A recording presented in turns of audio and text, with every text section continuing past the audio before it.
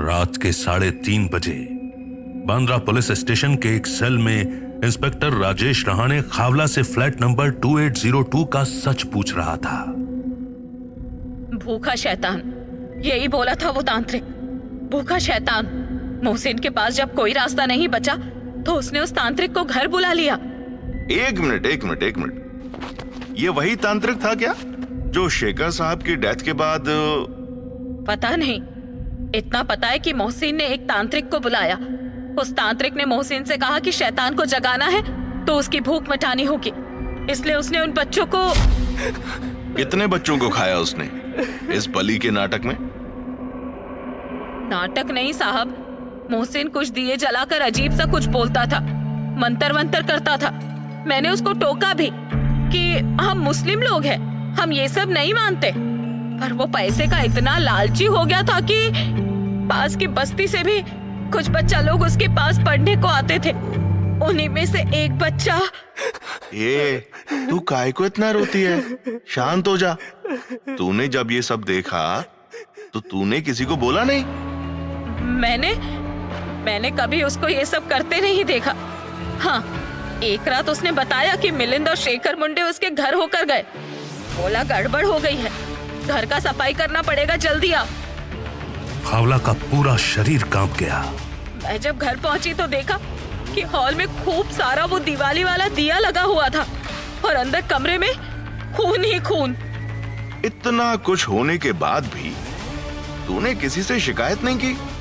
ए, कैसी औरत है रे तू? औरत होने से पहले अम्मी भी तो हूँ। मोहसिन मेरे को धमकी दिया था कि अगर मैंने उसका हेल्प नहीं किया तो वो अब्राम को भी। अब्राम तेरा छोटा बेटा, वो तब कितने साल का था? 6 महीने का साहब। असल में मोहसिन ही अब्राम का बाप था। इंस्पेक्टर रहाणे को झटका लगा। मतलब साला हरामी अपने बच्चों को जिंदा खा जाने का धमकी देता था, इसलिए तूने उसे मार डाला? हाँ? खावला ने एकदम चौंक के इंस्पेक्टर की तरफ देखा। हैरान होने का नाटक काहे को करती है? जो आदमी पावर के पीछे नरभक्षी बन गया वो आत्महत्या कैसे करेगा? जरूर किसी ने उसे मारा होगा, और मारने वाला या तो उससे नफरत करता होगा या फिर उससे डरने लगा होगा। मैंने नहीं मारा साहब, मैंने खुद नहीं मारा। वो पागल हो गया था, पागल। दिन भर सिर्फ भूख करता रहता था। हमसी हो गया था वो। मुझे कहता था कहीं से कोई बच्चा उठा ला, वो ना मिले तो मुर्गा मच्छी जो हाथ आए ले आ। फिर पागलों की तरह चीखा कि बच्चा नहीं तो किसी आदमी को ले आ, कुछ तो खिला। घर का सारा आटा दाल चावल सब एक दिन में साफ कर दिया उसने। उसकी भूख ही नहीं खत्म होती थी साहब। उसे मैंने नहीं मारा, उसे उसकी भूख ने मारा। मतलब? वो एक रात मुझे बोला, बस 3 और खावला, 3 और जिंदा जिस्म लिया मेरे पास, बस 3। फिर देख मैं क्या करता हूँ। इस पूरे शहर का सबसे पावरफुल आदमी मैं बनूंगा और तू बनेगी मेरी रानी। अचानक उसने मेरे बाल पकड़ लिए। छोड़ दो, मुझे क्यों मारता है? अगर तूने मेरी खुराक पूरी नहीं की तो मैं तुझे तेरे दोनों बच्चों समेत खा जाऊंगा, साली राण। मैं डर गई साहब। वो मोहसिन था ही नहीं। मोहसिन तो हमेशा मरियम और अब्राम को अपना बच्चा कहता था। ये शैतान था। इस शैतान को मुक्त करना जरूरी था साहब। फिर तूने क्या किया? मैंने उसके लिए खाना बनाया और उसमें। इंस्पेक्टर रहाणे का मोबाइल बजा। स्क्रीन पर एसआई राजवीर का नाम शो हो रहा था। उसने फोन उठाया। हाँ, बोल रहा ना? दूसरी तरफ से कुछ अजीब सी आवाजें आने लगी। क्या हो रहा उधर? रहना, बोलना कुछ। हेलो? राजवीर बोलता कैसे? वो तो बुरी तरह बंधा हुआ था। उसके मुंह में रुमाल ठूंसकर ऊपर से टेप लगाया हुआ था। वो जितना खुद को खोलने की कोशिश करता उतना उसके हाथ पैरों में दर्द होता। राजवीर एक अंधेरे कमरे में पड़ा था। इस वक्त यहां कोई नहीं था। हमला करने वाले ने शायद बच्चों को चारे की तरह सामने रखा था। तभी कमरे का दरवाजा खुला। राजवीर ने लेटे लेटे ही उस काले साए को देखा। साया राजवीर के पास आने लगा। राजवीर के हाथ पीछे बंधे थे। उसने बड़ी मुश्किल से बैक पॉकेट में पड़े अपने फोन को अनलॉक किया और फेवरेट डायलिंग नंबर में से किसी एक पर बिना देखे क्लिक कर दिया। वो कॉल इंस्पेक्टर रहाणे को लगा। तभी साया उसके पास आया और घुर्राते हुए उसको घसीट कर बाहर ले जाने लगा। उधर बांद्रा पुलिस स्टेशन में खड़े इंस्पेक्टर रहाणे ने भी किसी जानवर के घुर्राने की आवाज सुनी। ये जानवर की आवाज कैसी है? नहीं, तू फिक्र मत कर रहना, मैं पूरी पुलिस फोर्स लेकर आता हूं तेरे पास। इंस्पेक्टर ने फोन अपनी जेब में रखा और तेजी से बाहर जाने लगा। फोर्स ले जाकर भी क्या कर लोगे साहब? किसी काम नहीं आएगी तुम्हारी फोर्स। वो जाग गया है, किसी को जिंदा नहीं छोड़ेगा। इंस्पेक्टर 1 मिनट के लिए रुका और फिर बाहर अपनी जीप की तरफ चल दिया। उसी दौरान इंस्पेक्टर ने राजवीर की कॉल होल्ड पर की और तांत्रिक को फोन मिलाया। हेलो, ज्यादा सवाल नहीं, समझा ना? इंस्पेक्टर रहाणे हूं मैं। बाबा तांत्रिक को फोन दे जल्दी। बोल इंस्पेक्टर, क्या चाहता है तू? एक और शिकार करने वाला है वो, इसलिए बिना टाइम खोटी किए शेखर सोसाइटी पहुंच, समझा ना बाबा? वहीं शेखर सोसाइटी में टावर नंबर 5A की सीढ़ियों पर एक काला साया एसआई राजवीर को घसीटते हुए ऊपर चढ़ा रहा था। राजवीर ने ध्यान दिया कि काले साए की सिर्फ आंखें दिख रही थी। इसके अलावा उसका पूरा शरीर काले कपड़े से बंधा हुआ था। खींचते हांफते हुए वो राजवीर को 28th फ्लोर पर ले गया। तभी 27th फ्लोर पर कुछ हलचल हुई। 2703 में रहने वाले नन्हे आदिल की नींद खुल गई। उसको बाहर कुछ अजीब सी आवाजें आईं। वो फिर चुपचाप घर से बाहर निकलकर स्टेयर्स की ओर बढ़ गया। फ्लैट नंबर 2802 का गेट खुला हुआ था। काले साए ने राजवीर को जबरदस्ती घर के अंदर धक्का दे दिया। राजवीर ने देखा कि चारों तरफ मिट्टी के दिए जल रहे थे। काले साए ने राजवीर का मुंह खोल दिया। राजवीर को ठीक से सांस आई। काला साया अंदर बेडरूम की ओर चला गया। राजवीर के शरीर पर जगह जगह चोट लग गई थी। उसकी यूनिफॉर्म बुरी तरह से फट चुकी थी। उसके हाथ पैरों से हल्का हल्का खून रिस रहा था। 28th फ्लोर तक पैदल जाना सबके बस का नहीं था और वो तो खींचते हुए जबरदस्ती वहां तक पहुंचाया गया था। तुझे क्या लगता है हरामी, तू बच जाएगा? तू ही कैमरा बंद कर देता था ना। काले साए को कोई फर्क नहीं पड़ा। वो चौक से फर्श पर कुछ लकीरें खींच रहा था। तू जिंदा नहीं बचेगा अफजल, तू कितना भी बुर्का पहन ले, तू नहीं बचेगा। इंस्पेक्टर राणे आते ही होंगे, मैंने उनको कॉल मार दिया है। अब पहली बार काला साया रुका। उसने मुंह से कपड़ा हटाया। ये अफजल नहीं, मिलिंद था। मिलिंद? तू? क्यों? कैसे?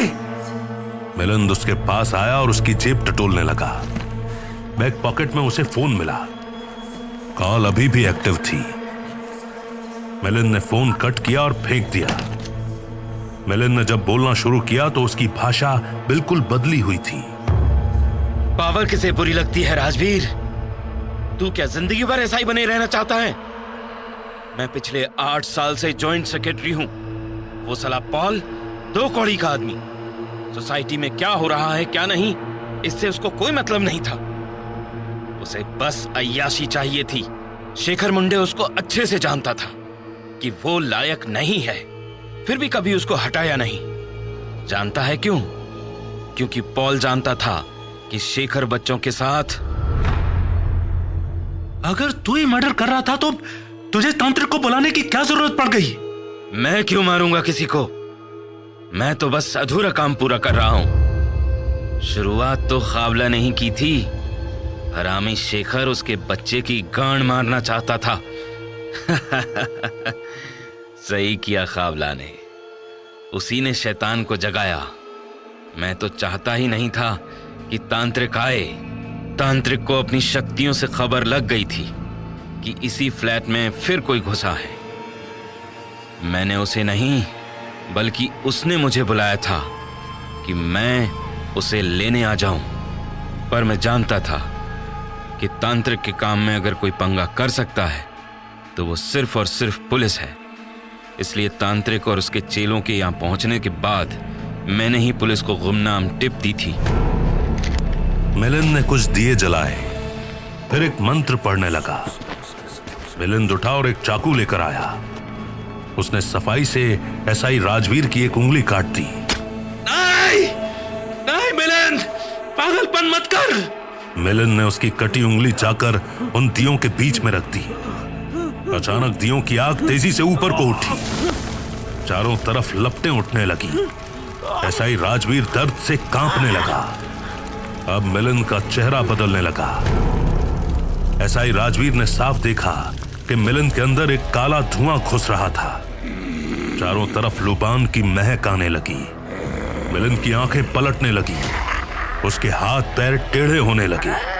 वो एक जानवर की तरह अपने दोनों हाथों को पैरों की तरह इस्तेमाल करने लगा। उसके दांत बाहर आने लगे।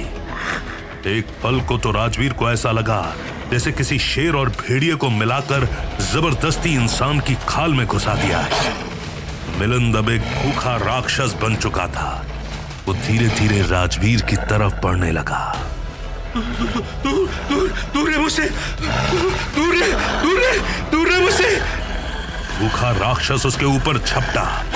राजवीर ने बचने की कोशिश की, पर जानवर के दांत उसके कंधे पर गड़ गए। तभी अचानक 20 से भी ज्यादा कदमों की आवाज आने लगी। भूखे जानवर का ध्यान भटका। स्टेयर से इंस्पेक्टर रहाणे, सौंदर्या और तांत्रिक के 10 चेले और 8 पुलिस हवलदार वहां आ पहुंचे। ठहर जा राक्षस, तेरा अंत समय आ गया है। राक्षस तांत्रिक की ओर झपटा, पर तभी तांत्रिक ने ढेर सारी राख उसके ऊपर फेंक दी। राक्षस फ्लैट से बाहर निकलते ही गिर पड़ा। ये कैसे हो सकता है? ये कैसे? तभी राक्षस उठा और इंस्पेक्टर रहाणे की ओर लपका। रहाणे बचने की कोशिश करने लगा, पर तभी राक्षस ने इंस्पेक्टर के हाथ पर काट लिया। लेकिन इंस्पेक्टर रहाणे ने दूसरे हाथ से अपनी गन निकाली और राक्षस को शूट कर दिया। गोली सीने में लगी और राक्षस दूर जाकर गिरा। लेकिन वो फिर उठा और रहाणे को खाने के लिए कूदा। तभी तांत्रिक ने ढेर सारा लाल सिंदूर लेकर उसके ऊपर उछाल दिया। राक्षस तड़पने लगा। तेरी गोली से कुछ नहीं होगा इंस्पेक्टर, तू जा, अपने साथी के हाथ पैर खोल। सौंदर्या भी उसके साथ ही अंदर चली गई। तांत्रिक और उसके चेलों ने राक्षस को अच्छे से बांध दिया और गोल घेरा बनाकर मंत्र पढ़ने लगे। रीम रीम तंत्र भूत बाधा मंत्र, रीम रीम रक्ताहुति। ये सब क्या हो रहा है inspector? How can this even be possible? Mrs Mittal, possible और इम्पॉसिबल के बीच का फर्क तो इस फ्लैट के बाहर ही खत्म हो जाता है। उस काम वाली भाई ने अपने बच्चे को बचाने के लिए इस शैतान का सहारा लेकर शेखर साहब को आउट किया था। मिलिंद तो बस मौके का फायदा उठाने के लिए आया था वहां। बच्चे को बचाने के लिए मतलब? रहाणे सहारा देकर राजवीर को बाहर लेकर आया। तांत्रिक के चेलों ने इंस्पेक्टर सौंदर्या और राजवीर को निकलने की जगह दी।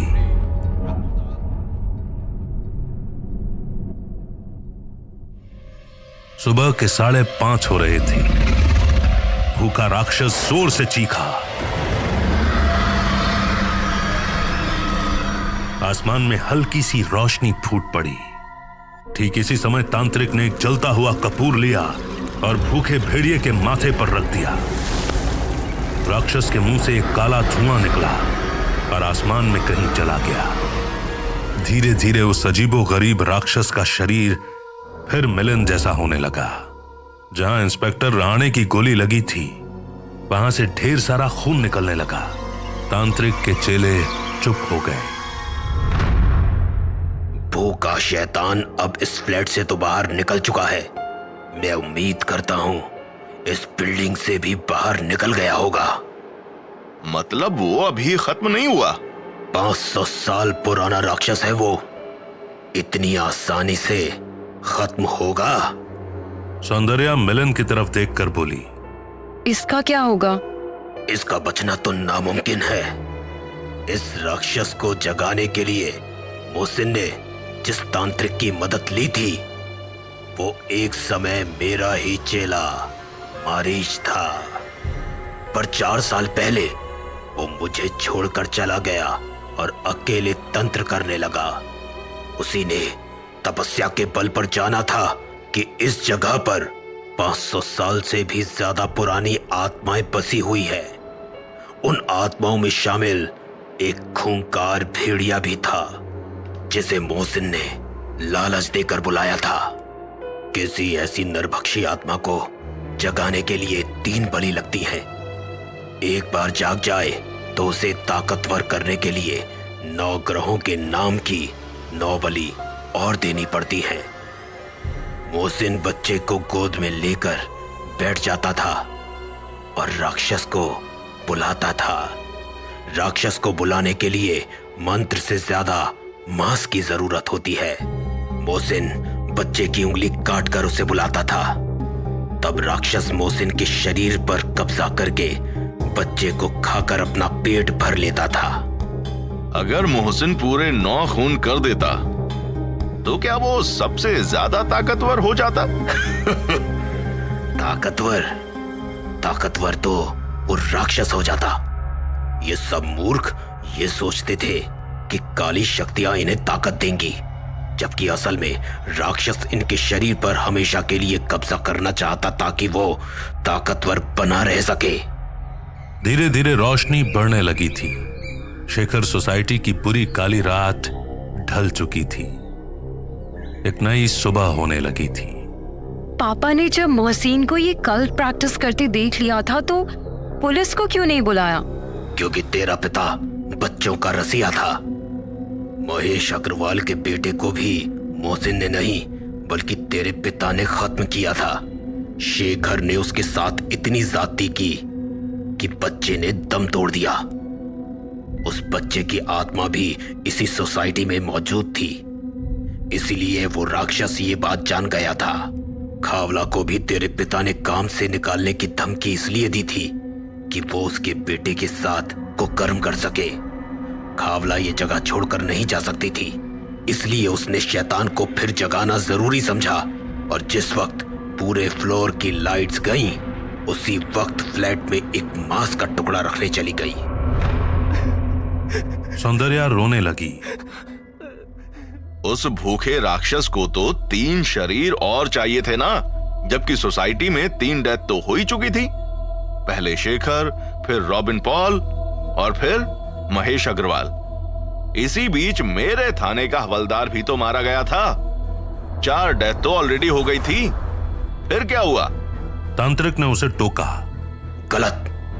शेखर और रॉबिन ने ही राक्षस की भूख मिटाई थी। महेश को डराकर 28वें फ्लोर से नीचे गिराने का काम मिलन ने किया था।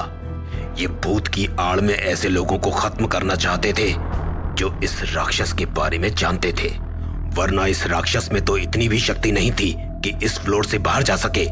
दूसरी बिल्डिंग में जाने का तो सवाल ही नहीं बनता था। हाँ, अगर वो तीसरा शिकार कर लेता तो 9 ग्रह उसके काबू में आ जाते। तब वो इस फ्लोर क्या इस सोसाइटी से बाहर जाकर भी। शुक्र है कि ऐसा नहीं हुआ। तेरे हवलदार की मौत क्यों हुई ये तो मैं नहीं बता सकता, पर इतना जानता हूं कि जिस रात मैं पुलिस कस्टडी में था उस रात उसके गले में कुछ फंसा हुआ था। कोई हड्डी थी शायद। मैंने कोशिश की थी निकालने की, पर कामयाब ना हो सका। देखते ही देखते सूरज निकल आया। सुबह 6 बजे heavy police force Shekhar society में पहुंच गई। लोगों के मन में डर न बैठे, इसलिए इंस्पेक्टर रहाणे ने प्रेस में मिलिंद आप्टे को ही तीनों हत्याओं का आरोपी बता दिया। रहाणे ने यह भी बताया कि वो असल में अकेला रह रहकर दिमागी मरीज हो गया था, इसीलिए ऐसी हरकतें करता था। पर ऐसा ही राजवीर की होशियारी की वजह से वो पकड़ा गया और मजबूरन पुलिस को उसे गोली मारनी पड़ी।